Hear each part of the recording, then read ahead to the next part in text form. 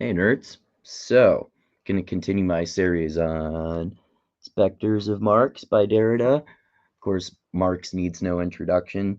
Derrida, some of you may remember, he's a 70s post-structuralist philosopher who used deconstruction to deconstruct mostly language, but also culture and literature.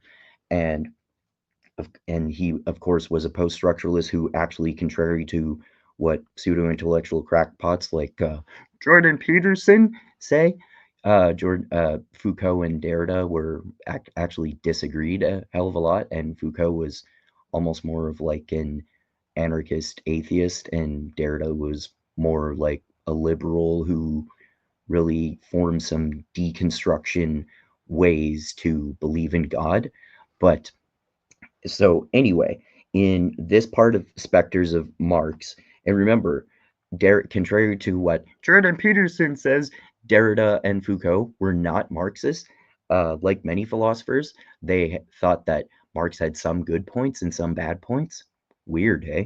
Anyway, so in this part of the book, we're talking about Derrida is talking about the philosopher Kojeve, who is a neo-Marxist and para-Heideggerian, commenting on Hegel's The Phenomenology of Spirit. So Kojeve, he was a 20th century Marxist who was heavily influenced by Hegel and Heidegger. And remember, I've talked about Heidegger many times before too. He was like famous 20th century phenomenologist who studied metaphysics, to oversimplify basically. And then Hegel, of course, was an 18th and 19th century idealist philosopher who studied topics like metaphysics and epistemology. And Hegel and Heidegger had similar ideas, but also were in opposition in a lot of ways. So that's why it's interesting. And also, Hegel and Marx had some similarities, but also had major disagreements. And Marx actually turned one of Hegel's major ideas on its head in order to form the idea of historical materialism, if I remember correctly. I think it's this idea of the Hegelian dialectic, which Hegel himself never used. Someone else coined the term, but what he the way he describes it is why other people coined that term for it. But so anyway, we're talking. This is like an inception philosophy again, as I love. So it's Derrida talking about Kojeve, the Marxist, who is a Marxist, Heideggerian, and Hegelian. Like, so a post structuralist is commenting on a Marxist commenting, a Marxist and Heideggerian commenting on Hegel's Phenomenology of Spirit, which, of course, is Hegel's probably Hegel's most famous books, one of the most famous books in like of all time in philosophy. And I've read it and I've read companions to it, and it's notoriously difficult to understand. But so any so anyway, remember, this is a post-structuralist quoting a Marxist Heideggerian uh, on his thoughts about Hegel's phenomenology of spirit. Okay, so we'll get into the passage here. He visited America and the Soviet Union. He was a French-born Russian philosopher. So uh, so and so let's get into the paragraph here. Several comparative trips between 1948 and 1958 to the United States and the USSR have left me with the impression that if Americans appear to be Sino-Soviets, like, you know, USSR Soviets, so to speak, who, and because obviously this is during the Cold War, right? Sino-Soviets who have gotten rich, it is because Russians and the Chinese are still but impoverished Americans, moreover on a rapid road toward wealth. So we can talk about how, during the Cold War, so-called it's interesting that he includes the Russians too, but you can say that Chinese people, Chinese culture was trying to emulate American culture in a lot of ways, like, you know, like 80s hair, like rock and roll music and blue jeans and that kind of shit, right? The Russians admired American culture, and the Chinese were trying to replicate it too in some ways, which is arguably one of the reasons that led to the Berlin Wall falling, because the easiest way to form a revolution is to change the culture, which is the hardest thing to do, ironically, unfortunately, I should say. So anyway, the Russians, and he's saying that the Russians and Chinese emulated American culture so they're functionally impoverished Americans, because Americans is so much a more richer country, so they're functionally impoverished Americans. Moreover, on a rapid road toward wealth. So the wealth of these countries was going up throughout the 20th century, right? And obviously America's GDP and whatever kept going up too, but they started still having more money as well, right? So anyway, Russians and Chinese are still about impoverished Americans, moreover, on a rapid road toward wealth. I was led to conclude that the American way of life, in English in the original, was the American dream, the American way of life, was the kind of life proper to the post-historical period, and that the presence today of the United States in the world prefigures the future eternal present of all humanity. Now, that's some interesting philosophical shit there.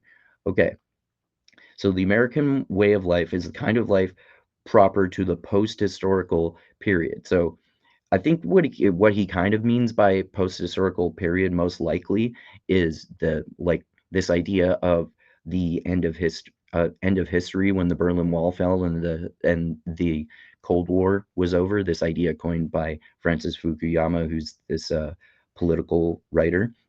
So anyway, uh, life proper to the post-historical period, and that the presence today of the United States and the world prefigures the future eternal present of all humanity. So I think what he's getting at there is probably that, like, eventually there's going to be a global US empire, and this was kind of prophetic because it was in the 19 yeah, probably in the 1960s, or yeah, 1960s, that he wrote this, because the last part of this is in 1959. But yeah, so anyway, the eternal presence, so the American way of life, basically saying in a nutshell, the American way of life will become the eternal present of all humanity. So you could say American culture. And in so-called first world countries or developed countries, you could say that they all to one extent or another emulate American culture, but and also like so-called third world countries, like more poor countries in the Middle East perhaps, but maybe not the countries that America is bombing all the fucking time. But so anyway, the American culture, he's saying that the American way of life will eventually become the eternal present of all humanity, which is interesting. Thus, man's return to animality seemed no longer a possibility still to come, but an already present certainty. So I like that. So it seems like he's basically saying that the American way of life will become the eternal presence of all humanity, which means that there is a certainty that we will return to animality. So that's why basically he's at least implying that the American way of life is like animalistic and brutish and savage, which, if you think about it, how America was formed, all these wars and blood and terrible shit that happens in war, you could say that about the forming of any empire, and it is still an empire for sure. So this empire forged through blood, right? And the culture that resulted out of this, like American pride and all that shit, like getting married, having 2.5 kids, and a house and a white picket fence and a car, which is increasingly difficult to get in this modern world where prices are going up for everything due to inflation, price gouging, etc. So thus man's return to animality seemed no longer a possibility still to come, but an already present certainty. So it was after a recent trip to Japan that well, actually, he gets into that later, so we'll get into that next time. But so anyway, I really like this because so Marxist Heidegger, so the post-structuralist Hegel is quoting a Marxist Heideggerian philosopher his analysis of Hegel's Phenomenology of Spirit and how how it relates to the American way of life leading to the eternal presence no, sorry, the American way of life becoming the eternal present of humanity, which leads us to returning to our animalistic nature, which makes it an absolute present certainty that we will return to our animalistic nature. So basically, in a nutshell, he's saying that the American way of life makes it an absolute certainty that the American way of life will become the eternal presence of all humanity and return us to our animalistic, savage, and barbaric nature. So, yes, according to Kojeve, I should say, the American dream is savage, barbaric, brutal, and animalistic.